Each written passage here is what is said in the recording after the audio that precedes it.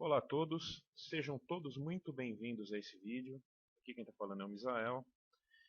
Bom, pessoal, já é a terceira vez que eu tento gravar esse vídeo aqui. Tentei gravar em outras oportunidades e tive problema no áudio ou tive problema no vídeo. Então é um tema que tá me custando um pouco aí para eu poder compartilhar com vocês. Mas enfim, vamos lá. A primeira coisa que eu me deparei quando eu pensei em abordar esse tema seria qual seria o título que eu colocaria para esse vídeo, né? Se eu colocaria a realidade da Santa Ceia, desmistificando a Santa Ceia. E eu achei que o título mais apropriado seria a Santa Ceia de Paulo. E ao longo desse vídeo você vai entender o porquê que eu escolhi esse título.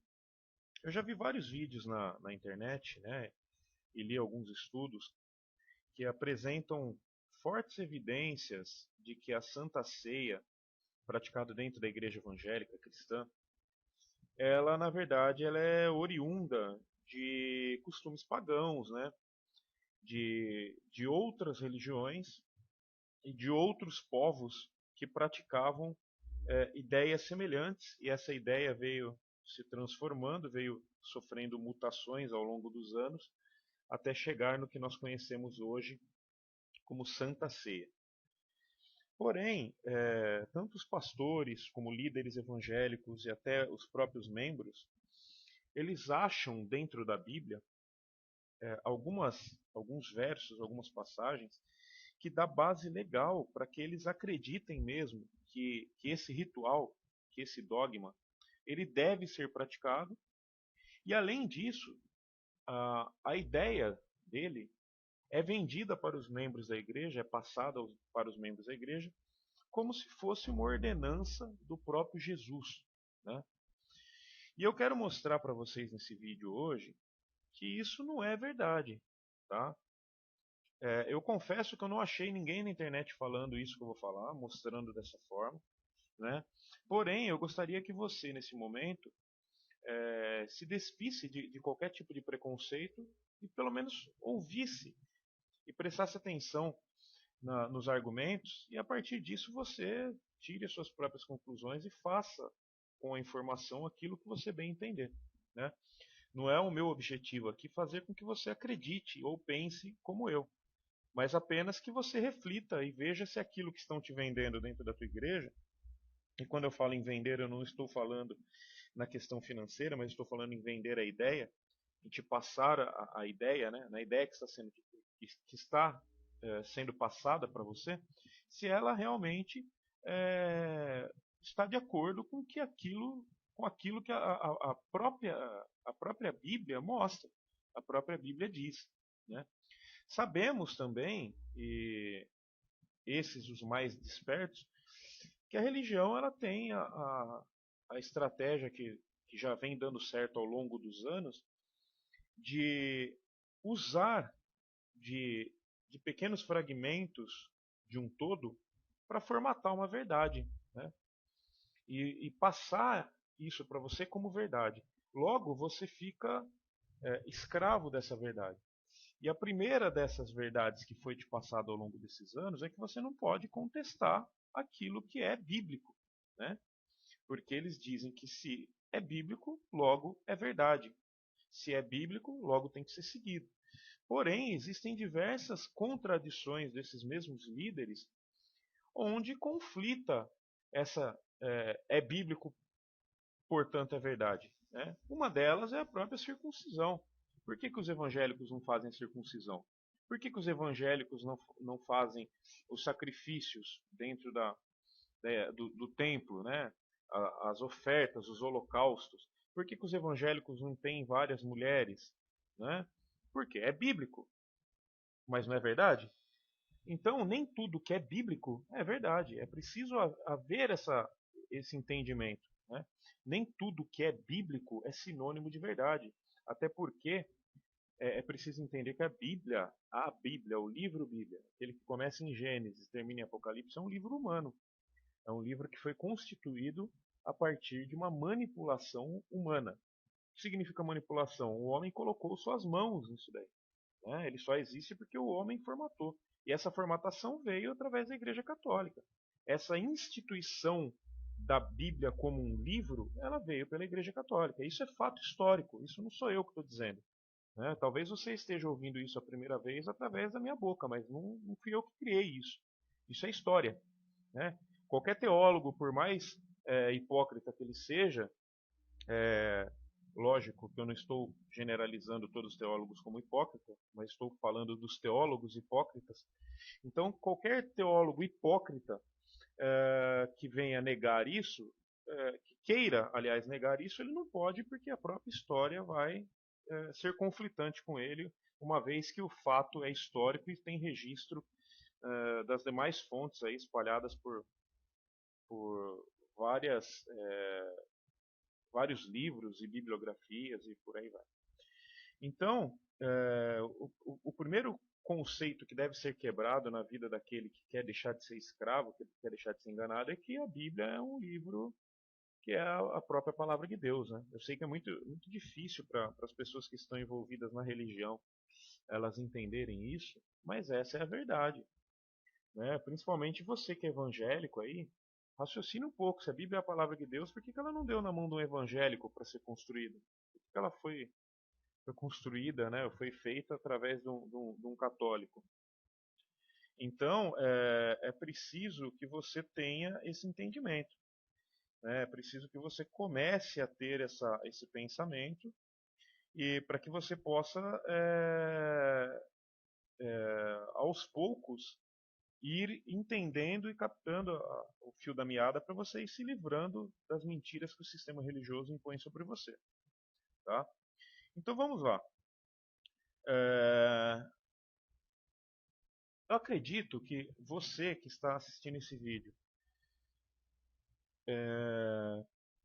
e é evangélico, ou você que já foi evangélico, você está familiarizado com a questão da Santa Ceia, né?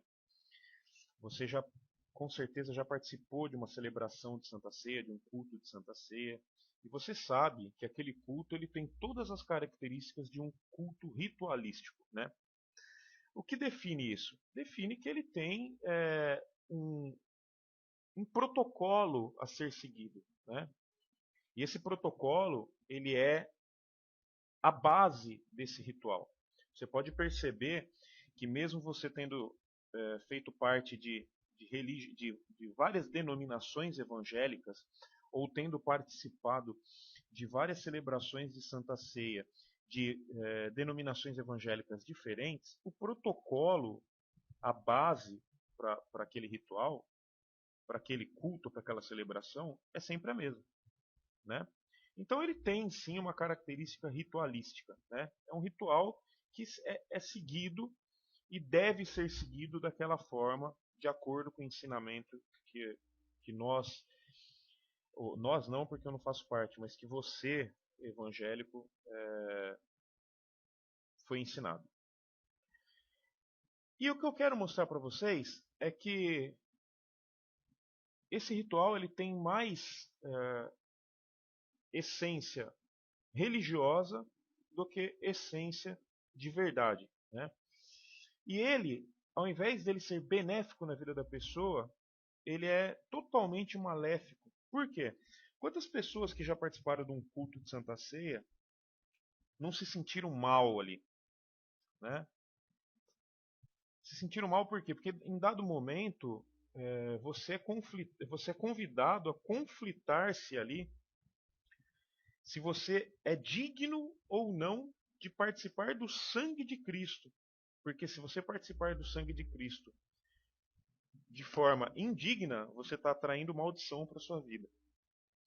Então chega a ser ali um momento onde a pessoa ela começa a ver tudo aquilo que ela pode estar carregando sobre suas costas em termos de pecado, e ela fica numa dúvida cruel ali, num momento totalmente delicado. Por quê? Porque se ela participar do sangue de Cristo em pecado, ela pode estar perdendo a salvação. Ela pode estar atraindo para sua vida maldições de proporções catastróficas, né? Porque é isso que é nos apresentado numa celebração de Santa Ceia. Então, muitas vezes, eu, quando era evangélico, eu abdiquei de participar da ceia, né, por não me sentir capaz de estar ali, de me sentir ali um pecador, um imundo, e por questões mínimas às vezes, por pecados, né, que são pecados dentro da igreja, porque na igreja você não aprende o que é certo e o que é errado, você aprende o que é pecado e o que não é pecado. Então muitas vezes você não faz as coisas que são erradas, não porque ela é errada e por isso só já basta. Você não as faz porque você tem medo de pecar e ir contra Deus. Por isso que tem muita gente hoje que sai da igreja e faz um monte de merda na vida. Por isso que você vai num presídio, e eu já fiz culto em presídio na época que eu era crente, talvez eu era até mais crente do que muito crente que está me ouvindo aqui. Porque eu ia fazer culto nos presídios. Eu tenho certeza que tem muita gente que está me ouvindo aqui falando mal de mim e nunca foi. E o que eu mais via lá era filhos de crentes desviados, né? Desviados. Estavam fora do caminho. Por quê? Porque quando eles saíram da igreja e eles perderam aquele vínculo com a responsabilidade do pecar, eles perderam a referência. Se eles tivessem sido ensinados desde cedo que o erro é erro por si só e por isso já basta, talvez eles não fariam um monte de merda quando se desligassem da igreja. Né? Mas pelo fato deles associarem o erro com o pecado, e quando eles saíam da igreja, eles quebravam aquele vínculo de relacionamento com Deus, né? Porque é isso que você aprende, logo então eles não tinham mais aquela responsabilidade. Né? Já estavam na bosta, então o que é um peido para quem está cagado, segundo o ditado popular? Né? Então, essa relação de pecado e erro, elas são duas coisas que elas têm que ser entendidas de forma diferente, né? Porque ela tem um peso real diferente na vida da pessoa. E quando a pessoa se encontra na Santa Ceia e ela sente esse peso, é ruim para ela, é muito ruim.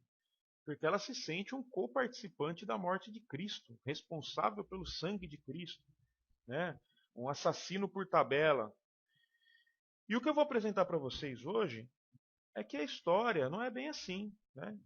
De repente te passaram alguma coisa e você talvez por ingenuidade, coisa que eu não acredito, mas tentando limpar sua barra, por preguiça, é o que eu mais acredito, né? Por comodismo, que também é um dos fatores que eu mais creio, e por uma série de outros fatores, você não se deu o trabalho de tentar entender, né?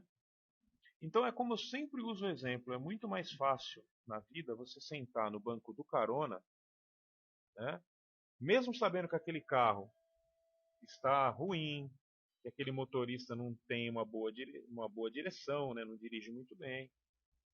Né? Mesmo você suspeitando que alguma coisa está errada, mas se der alguma merda, você está no banco do carona, a responsabilidade não é sua. Você vai ser vítima. Do que você parar e falar, amigo, sai daí e deixa eu assumir o controle desse carro. Por quê? Porque daí a responsabilidade passa a ser sua.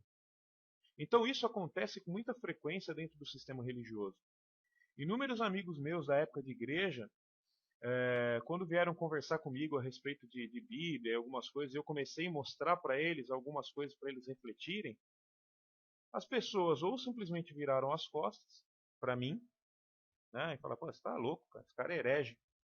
Ou simplesmente viraram as costas para aquilo que eu estava falando. Por quê?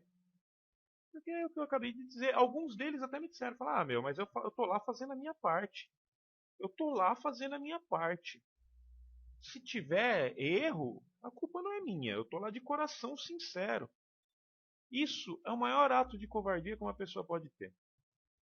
Você dizer que você está lá fazendo a sua parte. Que parte você está fazendo? Contribuindo para que exista algo como uma igreja que só serve para quê? Para disseminar mentira, para manter o povo escravizado. Ah, mas e as coisas boas que a igreja faz? Ah, essas coisas boas, outras coisas também proporcionam. Por exemplo, eu vi um testemunho uma vez de uma mulher que se livrou do crack, ela era moradora da Cracolândia, se livrou do crack por causa da corrida de São Silvestre. Né? Quantas pessoas o esporte tira da criminalidade e do vício?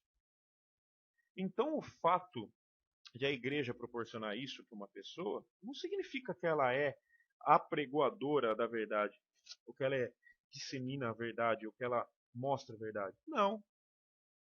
Isso só mostra que as pessoas precisam de algo para se apoiar na vida.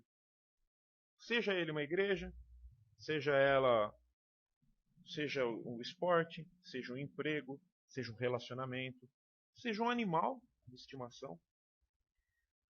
Então, gente, é preciso as pessoas terem um pouco mais de racionalidade e entender que as obras, né, as mudanças de vida, os testemunhos, não significam que aquela religião que proporcionou isso é verdadeira, ou que ela está te trazendo a verdade.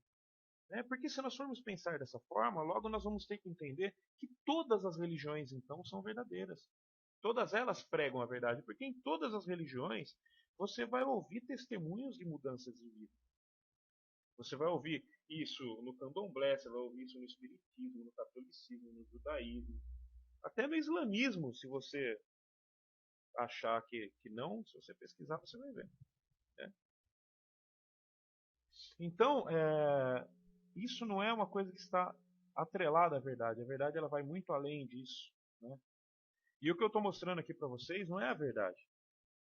Eu não quero ser aqui o conhecido como o pregador da verdade. Não. Muito pelo contrário. O que eu estou te mostrando aqui é mais uma forma de você sair da mentira. Eu estou quebrando mais uma mentira. E eu tenho um lema que eu sempre falo isso e sempre vou falar. Eu não estou em busca da verdade, eu estou em busca de me libertar das mentiras. Cada passo que eu dou para longe de uma mentira, eu sinto que mais próximo eu estou da verdade. Talvez eu não obtenha nessa vida 100% da verdade. Mas talvez eu me livre 60, 70, 80% das mentiras. Para mim já basta. Né? Então eu acredito que você deveria pensar da mesma forma. Então vamos lá, vamos aos textos. Primeiro texto, 1 Coríntios capítulo 11, do verso 23 ao 29. Eu vou usar aqui duas versões da Bíblia, tá?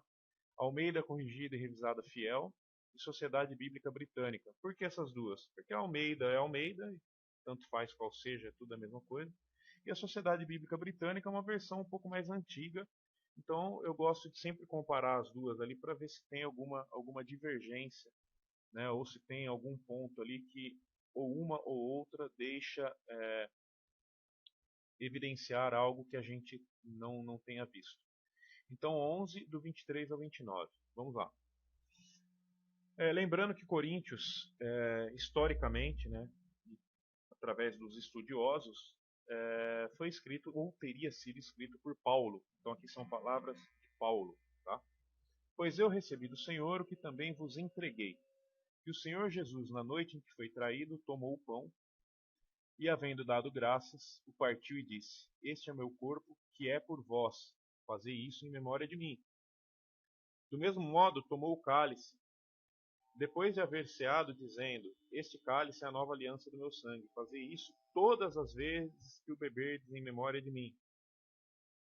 Prestem bastante atenção nas palavras de Paulo, tá, gente? Eu sei que são palavras que de repente você já ouviu várias vezes, mas é importante que você ouça e preste atenção nelas de uma forma como você nunca tenha feito antes. Do mesmo modo, tomou o cálice, depois de haver ceado, dizendo: Esse cálice é a nova aliança do meu sangue. Fazei isso todas as vezes que o beberdes em memória de mim. Pois todas as vezes que comerdes esse pão e beberdes esse cálice, anunciais a morte do Senhor, até que ele venha.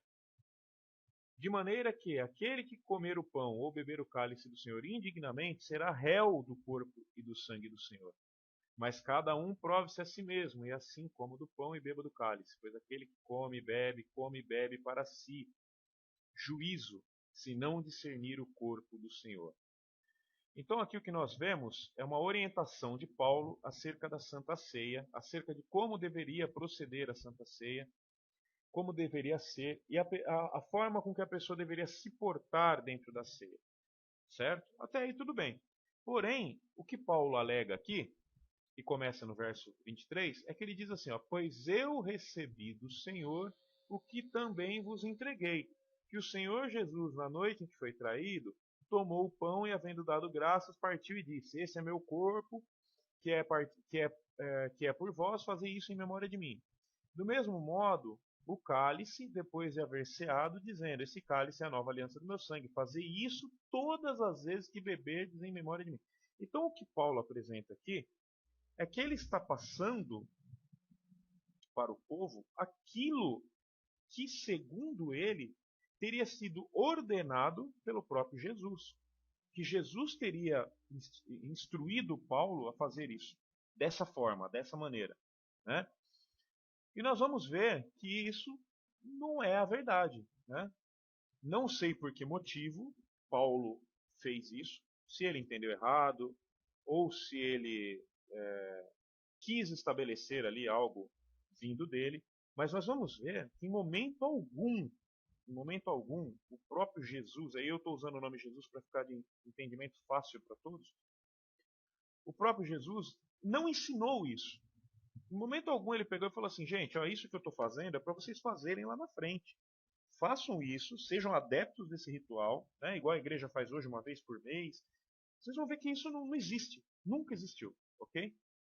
Então vamos lá. Vamos ver então o que o próprio Jesus ensinou sobre a ceia. Vamos ver se ele ensinou algo sobre a ceia. Se ele chegou e falou assim, ó gente, vai lá e faça dessa forma aí. Mateus 26, do 26 ao 28. Mateus 26. Então vamos lá. Mateus 26.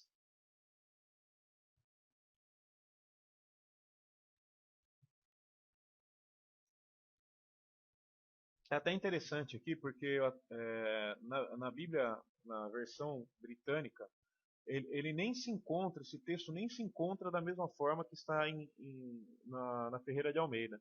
E isso não só aqui nesse site, eu procurei em outras versões em outras fontes da internet que tem a versão britânica e ela corresponde igual está aqui, tá? Então eu vou ler na Almeida, depois eu vou mostrar para vocês a diferença para a britânica. Então vamos lá, ó. Mateus 26, 26. E quando comiam, Jesus tomou o pão e, abençoando-o, o partiu e o deu aos discípulos e disse: Tomai, comei, isso é meu corpo. E tomando o cálice, dando graças, deu-lhe, dizendo: Bebei dele todos, porque isso é meu sangue, o sangue do Novo Testamento que é derramado por muitos para a remissão dos pecados. E digo-vos que, desde agora, não bebereis desse fruto da vide, até aquele dia em que o beba de novo convosco no reino de meu Pai. Bom, para quem já tem os olhos mais abertos, essa simples leitura, ela já te mostra que tem alguma coisa errada nisso daí. Porque o que Jesus fala aqui e o que Paulo fala lá em Coríntios são duas coisas totalmente diferentes, né? São duas coisas totalmente diferentes. Jesus aqui, ele não está ensinando um ritual. Jesus ele está usando do pão e do vinho como símbolo do que ia acontecer com ele no outro dia. E talvez nem os discípulos, talvez não, tenho certeza que os discípulos não entenderam nada ali. Eles não entenderam, eles só vão entender lá na frente depois quando Jesus ressuscitar. E vocês vão ver aqui. Eles não entenderam nada. Eles ficaram totalmente. Mas o que é isso, né? Porque eles não se ligaram. Poxa, ele está mostrando aqui que esse pão simboliza a carne dele e o vinho simboliza o sangue. Tanto que ele fala que desde agora não beberei do fruto dessa vide, até quando nós nos reencontrarmos de novo no reino do meu Pai. Em algumas versões falam nas bodas do Cordeiro, depois nós vamos ver o que é as bodas do Cordeiro. E aqui na versão Sociedade Bíblica Britânica, é, essa mesma citação aparece no verso 5, não no 26. Ela aparece aqui, ó. Estando eles comendo, tomou Jesus o pão e, tendo dado graças, partiu-o e deu aos discípulos, dizendo: Tomai e comei, esse é meu corpo. Só isso, não fala mais nada, nem a respeito do vinho não fala, certo? Vamos ver outra passagem, Marcos 14, 22 a 25. Marcos 14, 22 ao 25. Estando eles comendo, tomou Jesus o pão e, tendo dado graças, partiu-o e deu-lhes, dizendo: Tomai, este é o meu corpo. Tomando o cálice, rendeu graças e deu-lhe, e todos beberam dele. Disse-lhes: Este é o meu sangue, o sangue da aliança que é derramado por muitos. Em verdade vos digo que nunca mais beberei do fruto da videira, até aquele dia em que o hei de beber novo no reino de Deus. Então, gente, o que a gente vê aqui é que foi quem já leu os evangelhos, né, percebe que Jesus ele adorava fazer analogias. Ele gostava muito de fazer essas analogias, de fazer as parábolas, né? Inclusive em muitos livros apócrifos mostra isso também, até parábolas até mais interessantes. Então, o que ele está fazendo aqui é uma analogia, uma parábola. Ele está mostrando através de um simples pão, né, que simboliza algo físico, matéria, e o vinho, que é um líquido que simboliza o sangue, que ele está falando dele. Que ele está querendo dizer que ele ia ser morto e a carne dele, que representa o pão, e o vinho que estava sendo representado pelo sangue ia ser partido por todos. Por quê? Como assim partido por todos? Porque você vai entender que mais adiante, nós vamos ler isso, Jesus se coloca como o pão da vida. E nós vamos ver isso daí. Então, em momento algum aqui, ele fala, ó, isso é para ser feito como ritual, isso é para ser feito dessa forma, ou é para vocês levarem isso adiante. Nós só vamos ver uma citação diferente na próxima passagem que nós vamos ler agora, que está em Lucas, que fala a respeito de fazer em memória de mim, mas o que dá a entender pelo contexto é que ele está falando para fazer isso em memória dele naquele momento, para eles entenderem o que ele ia passar no dia seguinte, e não para fazer em memória dele como ritual. Até porque nos outros dois livros, aqui em Marcos e Mateus, não tem essa citação. Vamos lá para Lucas para vocês verem do que está falando. Lucas 22, 19 ao 20. Lucas 22, 19 ao 20. Tomando o pão e tendo dado graças, partiu-o e deu aos discípulos, dizendo: Este é o meu corpo, que é dado por vós. Fazei isso em memória de mim.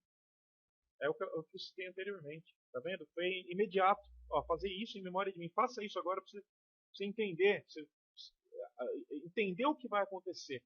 Para você entender o que meu pão, o que esse pão, o meu corpo vai ter que passar. Tanto que, no verso adiante, ó, é, depois da ceia, tomou do mesmo modo o cálice, dizendo: Esse cálice é a nova aliança em meu sangue, que é derramado por vós. Pode perceber que ele não falou para fazer isso em memória dele após o cálice, ele só falou após o pão, né?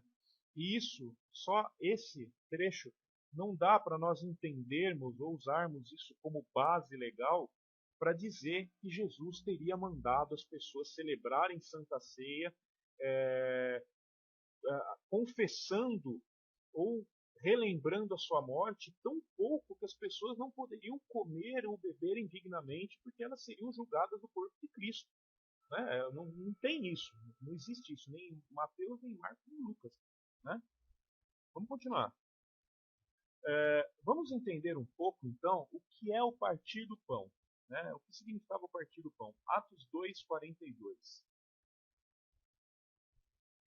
Agora a gente vai começar a entender o que realmente simbolizava o pão. Né? O que, na verdade, quando Jesus estava usando o pão ali, o que ele estava querendo dizer? Atos 2:42. E perseveravam na doutrina dos apóstolos e na comunhão, no partir do pão e nas orações. Muitos pastores, eu já vi muitos pastores, muitos crentes, usando esse verso para justificar a Santa Ceia, para falar que aqui eles estavam perseverando na doutrina dos apóstolos, na comunhão, que eram os cultos, e no partir do pão, que era a Santa Ceia. Mas isso é mentira. Tá? E você vai ver que é mentira. Atos dos Apóstolos 20, verso 7. Continuando em Atos 20, verso 7. No primeiro dia da semana, estando nós reunidos para partir o pão, Paulo, que havia de sair no dia seguinte, discutia com eles e prolongou o seu discurso até a meia-noite. Então eles estavam reunidos para partir o pão, né? Mais um verso que eu já vi sendo usado para mostrar ou para justificar que esse partir do pão era a reunião de Santa Ceia. Nós vamos ver se era mesmo. Vamos lá para João 6:51.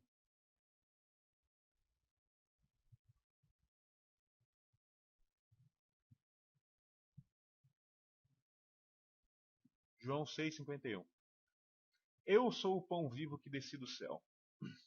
Se alguém comer desse pão, viverá eternamente.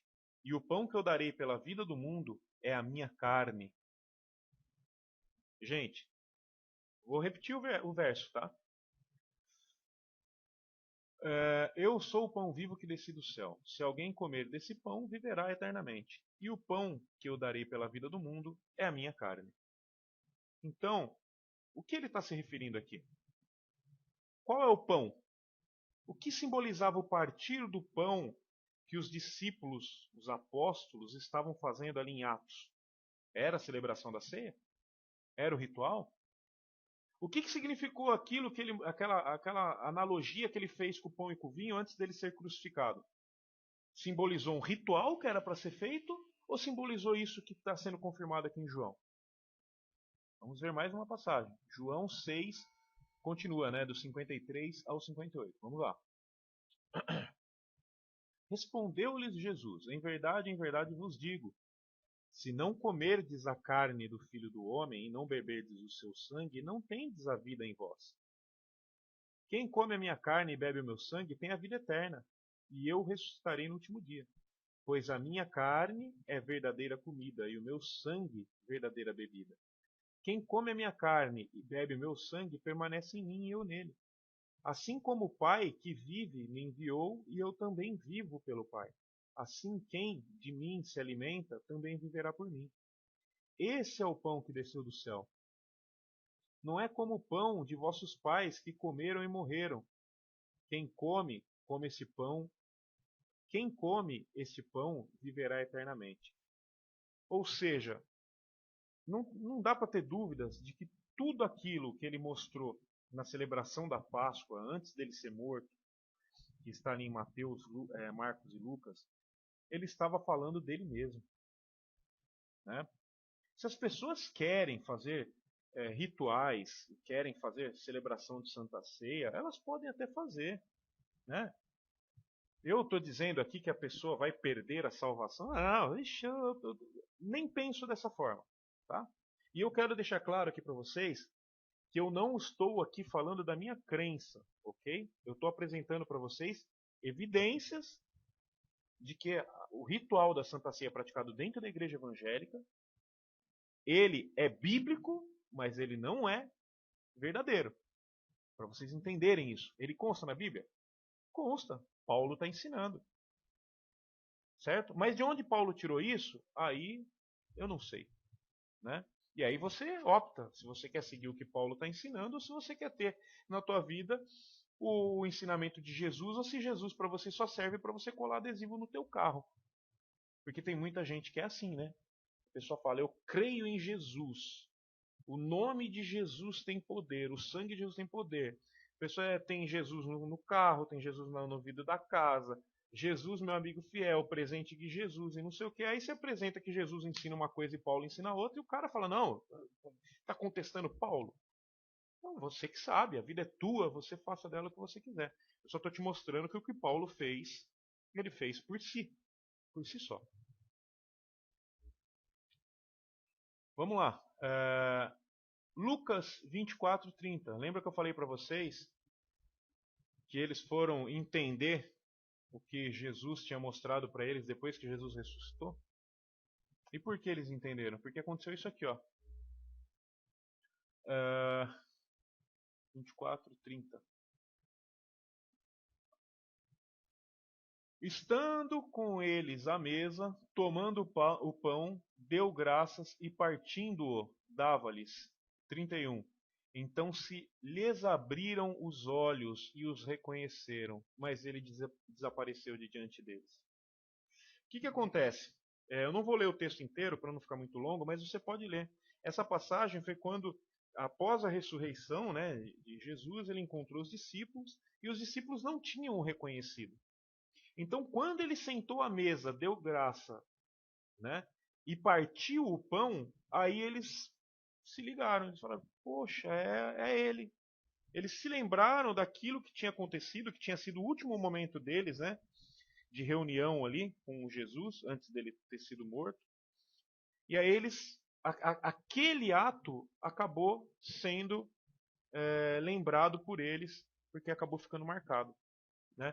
Pode perceber nesse verso que ele nem chega a comer o pão, ele nem chega a distribuir o cálice, ele só parte o pão para eles se lembrarem, falando, ó, tá vendo? Mais uma vez o pão, o símbolo da carne, o símbolo do corpo, o símbolo da vida, segundo tudo que o próprio Jesus já tinha falado, e parece que o povo desde aquela época já não entendia, né? E aí, pelo fato das pessoas não entenderem, é que a gente está enfiado nessa merda toda hoje, né? Caras aí passando camisa com sangue, outros aí se vestindo de pano de saco para enganar os trouxas e andando de Ferrari, e o evangelho cada vez pior. E as pessoas não se dão conta disso, né? As pessoas não se dão conta. Por quê? Porque elas chegaram num nível de alienação que se tornaram verdadeiros tapados, né? As pessoas parece que sentem tesão em serem enganadas, né? Parece que é algo assim que mexe até com a libido das pessoas. As pessoas precisam ser enganadas, né? Porque elas não têm mais o tato, a percepção de olhar e falar: meu, isso aqui não tem como ser verdade. Isso não existe possibilidade disso aqui ser verdade. Porque se isso aqui é verdade, eu não quero essa verdade. Você tem que ter esse pensamento. Se alguém está te ensinando alguma coisa que não procede, você não é obrigado a aceitar. Você tem o direito de olhar e falar, porra, se essa verdade onde você quiser. Imagina, será que não tem uma pessoa dentro daquela igreja do Valdemiro lá que a hora que tá passando aquela porcaria daquela camisa ensanguentada lá, o cara olha e fala, o quê? Mas esse cara pirou? Tô saindo fora daqui. Ou será que é só porque o cara lá falou, o picareta lá falou, todo mundo vai aceitar e vai passar debaixo do manto, porque o sangue do cara tá curando? Gente, que ponto que tá chegando, hein? O nível de, de burrice, de idiotização, parece que está cada vez maior. O marcador de imbecilidade chegou no vermelho já. Chega. As pessoas precisam começar a deixar de ser tapadas. Né? Precisam parar de ter medo e começar a se posicionar. Porque o nosso país está chegando no fundo do poço. Não só no cenário social, né?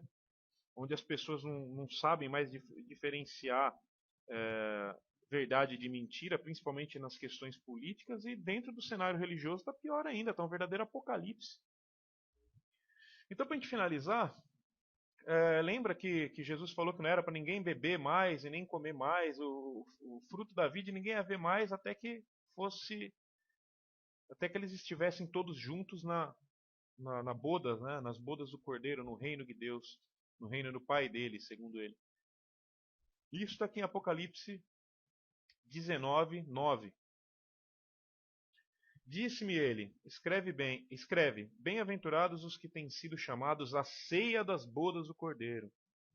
Disse-me ainda, estas são verdadeiras palavras de Deus. Então, quando ele fala, ninguém mais vai beber do fruto dessa vide, até que isso seja feito no reino de meu Pai, é desse momento aqui que ele estaria falando.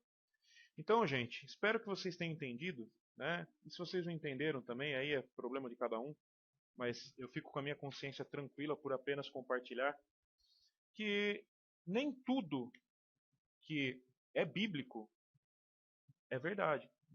Nem tudo que é ensinado na igreja, que eles usam como desculpa ou como álibi o fato de estar escrito na Bíblia, significa que é para ser praticado. Né? Assim é com o dízimo, assim é com uma série de outras coisas, e hoje nós estamos vendo aí mais uma delas, que é a Santa Ceia do Senhor, que na verdade é a Santa Ceia de Paulo. Ok? Pessoal, vou encerrando por aqui. Um grande abraço a todos aí, a gente se vê no próximo vídeo.